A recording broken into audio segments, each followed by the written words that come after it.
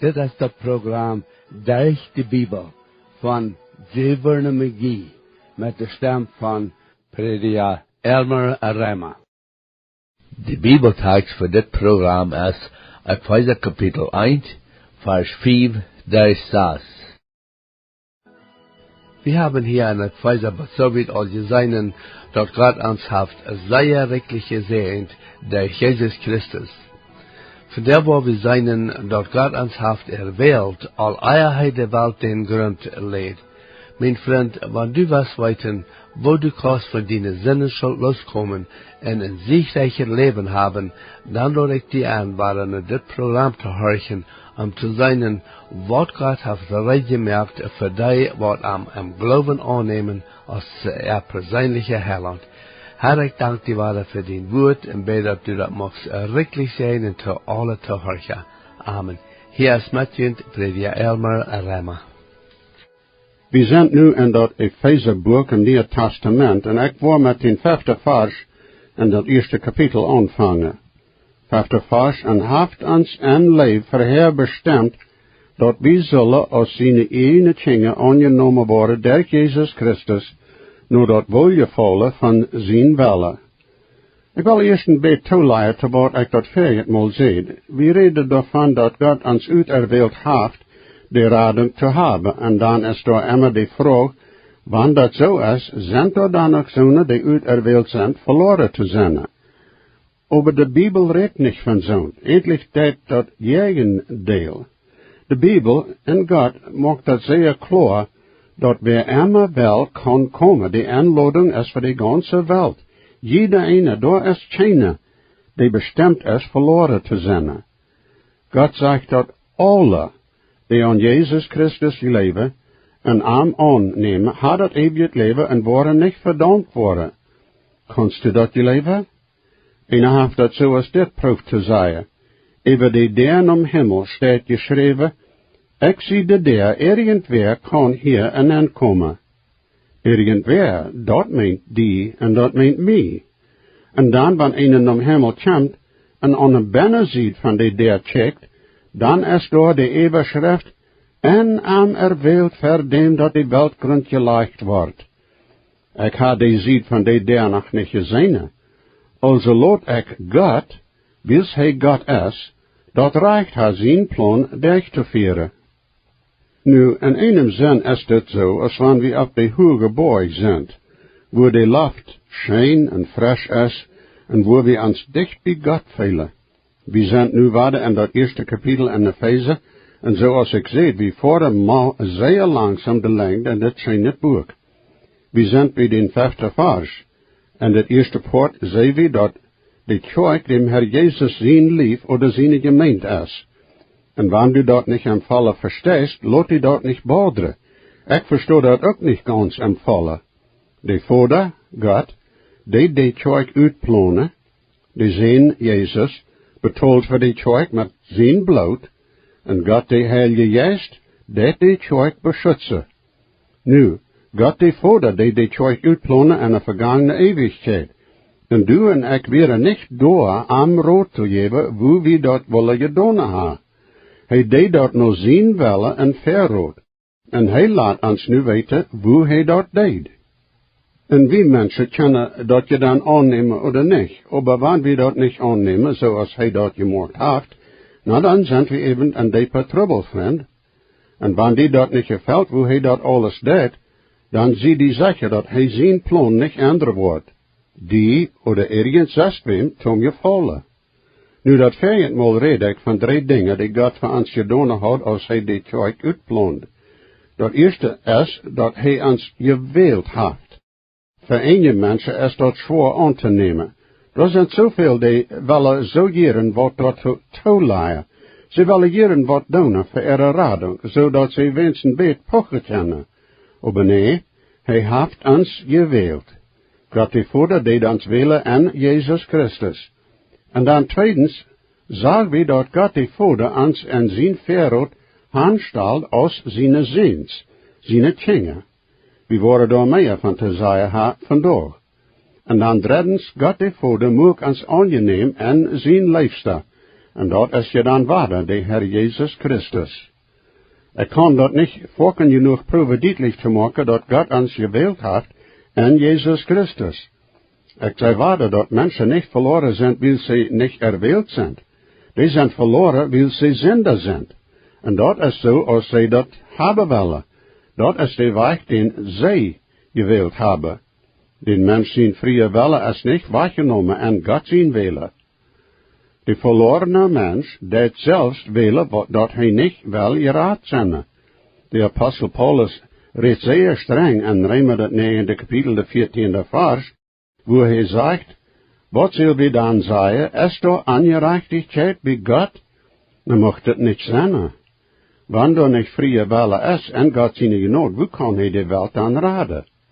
En wanneer de mens niet vrije wille heeft, hoe kan God dan de welt rechten? Also wanneer du om eng zo denkst, dat God niet recht is en zijn wille, dan wird dat beter wanneer du dien zijn andere deeds. God zei te Mozes dat hij zich erbarmen wordt, even wem hij zich erbarmen wil, en hij wordt zich begenodigen te wem hij wil. Als ik zo nader jong weer, en daar in Canada op was, hadden ze volken in de kerk waar we een part van waren erwekkingsverzamelingen. En dan, wanneer de prediker voordig weer met zijn predigt, dan geeft hij de mensen een gelegenheid nog verder te komen, wanneer ze zich bekeren willen. Of wanneer ze van her weggewanderd werden en terugkomen willen. Wanneer de juist aan vermonen deed, dan kunnen ze daar verder hulp krijgen. Daar werden dan immer meer die dan met zo'n reden kunnen en den met helpen en met aanbeden. Nou ja, ik had dat ook zo gedaan en verzamelingen volken door de jaren. Maar dan traf ik ook eenmaal zonen die schijnt zo dachten dat aan dat helpen wordt zelig te worden, wanneer ze winst nog verder komen. En dat ze dan wat daartoe gedaan hadden. En dan moesten we aan dat proberen duidelijk te maken dat het alles van God zijn erbarmen en zijn genade weer. Onze rading komt bloos doordat dat God zijn erbarmen te ons bewijzen deed. Ik kan niet dat ik aan te bidden ha. Wat zoals Mozes, die had kunt om herkomen en zei te hem, en nu zei hem al her, ik zie Mozes. Ik doe de Israëlieten uit Egypte uitleiden, zei maar. Ik zie een hoogbereemde man. Nu wil ik ha dat u mijn gebed hier zoust. Maar wanneer du Mozes zijn geschicht lezen des, dan weet dat Mozes niet zo als dat bede deed. Maar God zei te hem, ik word mij erbarmen, even wem ik mij erbarmen wel, en ik word dem begenodje, dem ik begenodje wel. Hij zei te Mozes dat hij zijn gebed hier wordt. Maar niet wils hij Mozes weer. Maar wils dat hij niet of aan einem zijn welle, oder einem zijn rane, leven aan God zijn genade. En hark mijn vriend, dat is schließlich een doen, wanneer du dit alles niet am beste verstehst, maar behoud dit. Onze radung, onze zaligheid, de hemel, en alles dat God ons gegeven heeft, en nu ook heeft, is bloos, durch zijn genade en zijn erbarmen, niet dat wie dat op irgendein weg verdiend hebben, dat is niet durch verdienst, zeg maar. Dat is niet dat we zo'n fijne mensen zijn. We denken manchmal zo dat we ziemlich fijne lied zijn. Maar we komen tot den Entschluss, bloos wils we ons met anderen vergelijken doen. En wanneer we ons met anderen vergelijken, dan wil we immer zo'n die we zo denken slechte mensen zijn. En dan zeggen we doen dat niet en we doen ja niet. En denken dan, zo wils we zo niet doen, dan zijn we toch beter. Maar we zijn alle verloren, wanneer we ons niet bekeren. Dat is klaar, vriend. En we moeten om herkomen zoals we zijn. En je zei dan manchmal dat ze moeten zich eerst verbeteren, eer ze om herkomen kennen. Weet, de Heer weet sowieso, krijg wat u deest of gedaan hast, als je kanst te komen, krijgt zoals u best. Hij wordt die niet geruutsteten. En dan zijn er ook Amazonen die zo denken, wil zij toen een gewisse gemeente heren, wordt aan dat zeggen helpen om hemel te komen. Oder zij haaien zich taufen laten. De taufen en de gemeente heren zijn alle goed. Wanneer die apparaten steed je laten worden. Dat bekeren moet eerst komen. En een kan zich bekeren bloos van een en deemoed om Herr Jezus kent en hem aanneemt als heiland ons toevertrouwen en aan te hebben om naar hemel komen en onze zin weg te nemen. De enige oorzaak waarom ik wil in hemel zijn, is door God zijn erbarmen en Jezus Christus. Ik wil niet door zijn, wils ik een prediker zie bast, oder irgendwas wat dat ik gedaan ha oder zie.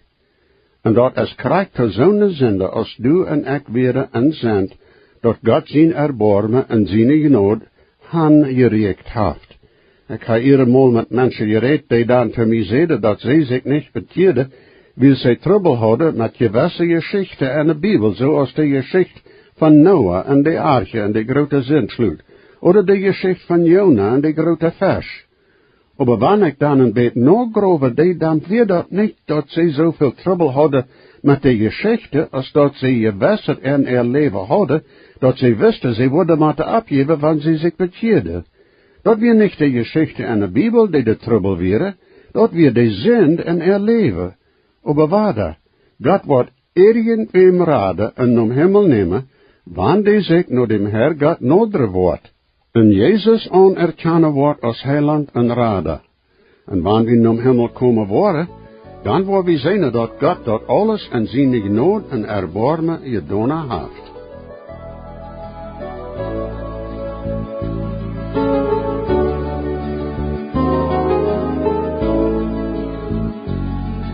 Jesus,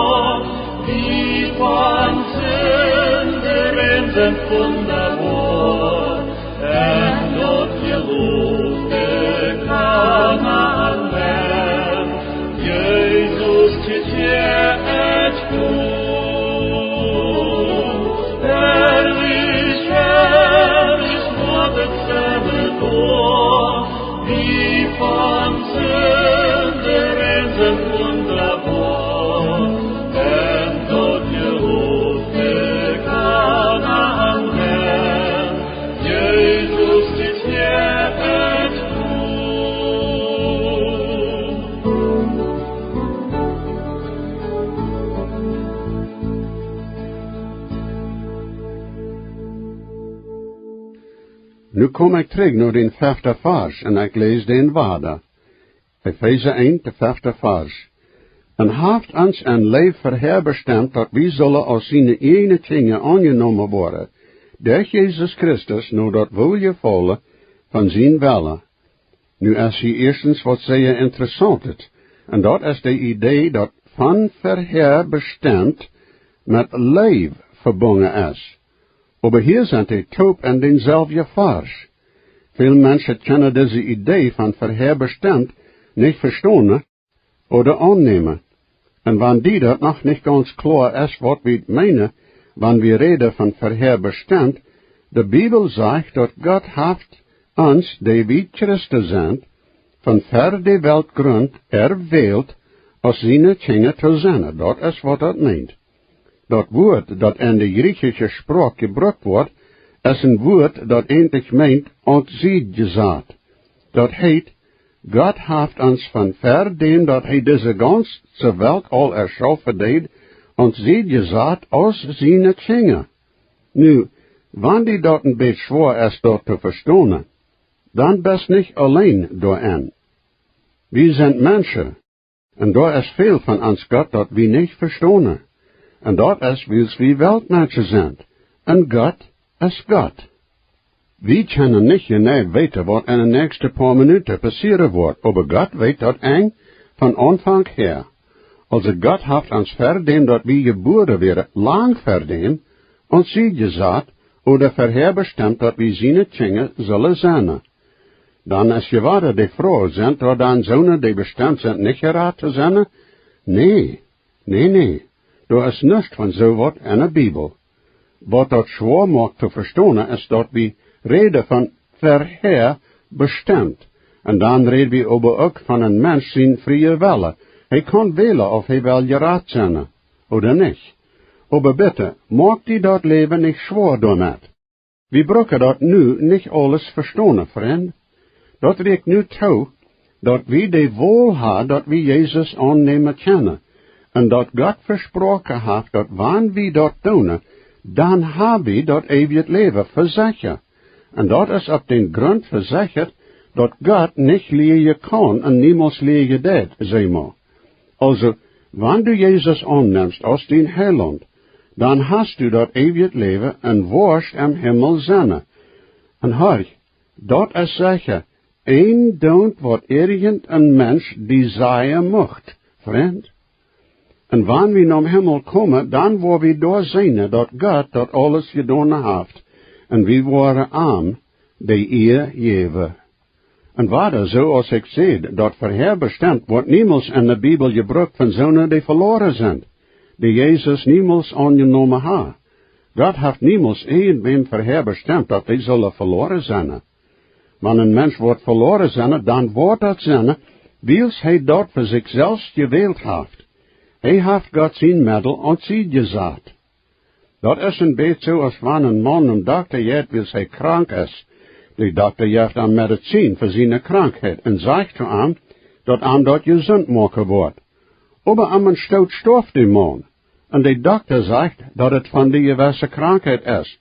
En dat is je dan ook zo. En toch is dat eindelijk wils hij die medicijn niet aanneemt, dat hij sterft. En nu zei, God heeft een middel gemaakt voor onze zin. En dat middel is Jezus Christus. En ik zei waarde, God heeft niemals een mens verherbestemd dat hij zal verloren zijn. Dat is waar een mens zijn vrije wille en aankent. En ieder ene moet zelfs willen wat hij met Jezus Christus doen wil en wordt. Als dat verherbestemd heeft bloos met Christus te doen. En zoals mijn tweede vriend dat zei, dat meent dat wanneer de Heer met 100 schop aanvangt, dan wordt hij ook met 100 schop voor dich maken. Daar is een zeer interessante vers in Römer 8, 28 en 29 die van dit redt. Waar wordt het zegt. We weten over dat alles toeparbeiden deed ten gode voor den die God lief hebben, die nu God zijn ziel beroepen zijn. Dan den hij verheer uit zijn houd, den had hij ook verheer daartoe bestemd dat zij zijn zin zullen ähnlich zijn, dat hij zal de eerstgeborene zijn, maar veel breder. Dit is een beetje als een schijnet weke tjessefe en meidekap.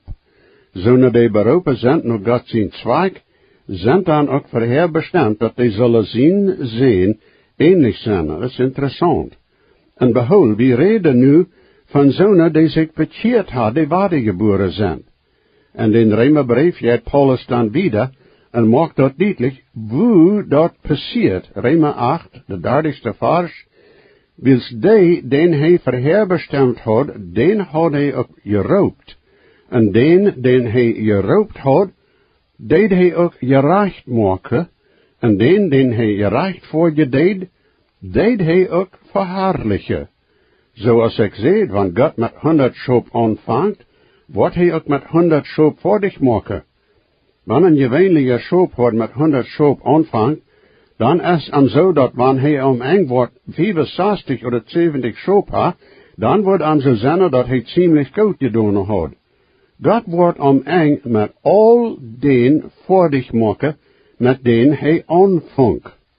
Die mensen worden zo denken dat wanneer een schop verloren wordt durch die tijd, dat wil je dan niet zo slim zijn, maar bij de Heer is dat niet zo. Hij heeft een persoonlijke interesse en een jedet schop dat hij heeft. Jezus vertelt een geschichte van een man die 100 schop had en eind weer met eenmaal verloren. Dat passiert je dan manchmal, dat wanneer mensen aan spazieren, dan doen we manchmal wegwandelen. Dat meent dan niet dat we onze zeligheid verloren hebben. Manchmal is dat sogar dat zonen zo weit vom Herr wegwandelen, dat aan zo is dat zij ihre zeligheid verloren hebben. Aber, dat schop is doch nog een schop. We zijn alle zo dat we tot tijde wegwandelen vom Herr. Also wat deed die schop had dan? Jezus? Nou, zoals in Jezus zijn geschicht, hij heeft een ziekt voor dat schop, en hij ziekt. Een ziekt wat hij dat gevangen heeft. Een prediker vertaalt dat zo als dit. Kan dat zijn dat wanneer mensen om Himmel komen, dat Jezus door dan zijn schop talen wordt, en hij vangt aan met 100 schop, en nu taalt hij 97, 98, 99. Nou, waar is dat ene schop? Nou, dat is waar verloren. Wordt Jezus dan zeggen, nou, dat is maar de rema. Die taalt sowieso niet voor zeer veel. Wie worden dat bloos door beloten? Nee, mijn vriend. Ik zie dankbaar dat Jezus dat niet zo als dat deed. Hij heeft naar mij gezegd, mijn vriend, en hij heeft mij teruggebracht. God zie dank. En mij is zo dat is wat voor Heer bestemd meent. Dat is God zijn goedzij, zijn verspreken. Zoals hij zegt in Johannes, dat 10e kapitel, 27 en 28ste vers, Meine schop hier mijn stem, en ik kan aan, en zij val je mij no, en ik geef aan dat eeuwig leven, en zij worden niemals aankomen, en keine kan die uit mijn hand rieten. We zijn voorherbestemd dat we zullen als zijn ene dingen aangenomen worden door Jezus Christus. Dat meent dat we aangenomen zijn als abgewassene ziens en dachten. We reden daarvan in dat Galater boek. Dat heeft met twee wichtige dingen te doen. Eerstens meent dat we wedergeboren zijn, we zijn ziens en een familie. De Heilige Geest heeft ons een poort van God zijn familie gemaakt. Peter zegt in 1 Petrus 1, 23ste vers, dat we wedergeboren zijn, niet met verjankelijkheid zoot, aber dat wat niet verjankelijk is, God zijn woord, dat levendig is en op immer blijven wordt. Zo'n aannemen meent dan ook dat we dat verrecht hebben als een zin oder dochter. Hij heeft ons dem Heilige Geest gegeven, zodat we God zijn woord verstaan en aannemen kunnen. De Geest is gedaan als leraar. Nu den 6e vers in Efeesa 1. Dat we de herrlichheid van zijn genade riemen mochten, met die hij ons begenodigd heeft en dem hij lief houdt. En dem dat alles voor God zijn herrlichheid is, zingt Paulus dit wonderbare prijslied. Alles is gedaan op den grond van God zijn genade, en dat ziel is dan immer to God zijn herrlichheid. en dem hij ons benodigd haft, dem hij lief had. Wer is dan die, dem hij lief had? En dat is de Heer Jezus Christus zelfs. Dat is de Heer Jezus die in Johannes 17:24 zegt, Vader, ik wil, dat die du mij gegeven hast, ook daar zijn, wo ik zie, dat zij mijn heerlijkheid kunnen zijn, die du mij gegeven hast. Du hast je mij lief gehad, eer de weltgrond gelegd weer. God deed ons Christus zo aanzien, als in Christus. En hij neemt ons aan, groot zo als hij zijn Jezus aanneemt. En dat, mijn vriend, is wonderbaar. Dat is de grond op woont ik waar im Himmel zijn. Ik zie aangenomen in Jezus Christus als God zijn zin. En also waar ik dan ook im Himmel zijn, wils dat is dem Vader zijn huis, wo al zijn dingen worden zijn. Zeg maar, en ik zie een poort van God zijn familie. Ik zie zijn zin, niet bloos een nangeboren, aber ook aangesteld als God zijn opgewassene zin. God heeft mij lief, wils ik in Christus zie. Jezus zei tot God dem Vader in Johannes 17:23, ik en aan, en du en mij, dat ze kunnen volkomen en eens zijn, dat de wereld weten kan dat du mij geschikt hast, en hast aan lief gehad, groot zo als du mij hast lief gehad. Nu mij dat nächste Mal Gottes zegen, mijn vriend.